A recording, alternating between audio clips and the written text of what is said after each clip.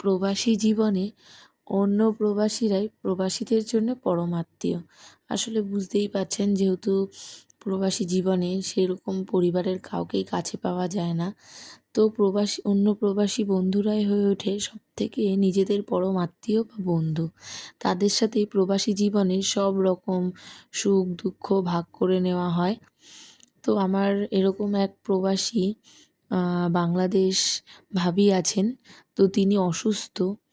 তো ভাবলাম তাকে যেহেতু একটু দেখতে যাচ্ছি, কিছু রান্না করে নিয়ে যাই। যেহেতু প্রবাসী জীবনে একাই, তো সব কিছু নিজেকেই একা করতে হয়। হাজার অসুস্থতা ব্যস্ততার মধ্যেও নিজেকেই সব কিছু করতে হবে। তো আমরা প্রবাসীরাই এইভাবে চে মানে চেষ্টা করি যাতে অন্যান্য ভাবীদের বা অন্যান্য পরিবারের সাথে এইভাবে একটু সাহায্য করতে। আমরা অসুস্থ হলে তারা দেখে, তারা অসুস্থ হলে আমরা দেখি। তো সেই কারণে ভাবলাম একটু রান্না করে নিয়ে যাই। তো হালকা করে একটু সবজি ডাল করলাম, সাথে একটু চিংড়ি মাছের বড়া করলাম, চিংড়ি মাছ দিয়ে লাউ দিয়ে করেছি, আর একটু চিকেন করেছি যাতে 1-2 দিন হলেও ভাবী একটু নিশ্চিন্ত থাকে রান্না থেকে।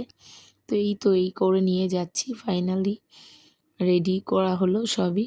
তো এই হলো আমাদের প্রবাসী জীবন। ভালো লাগলে অবশ্যই একটু লাইক, কমেন্ট, শেয়ার করে দেবেন। Bye bye.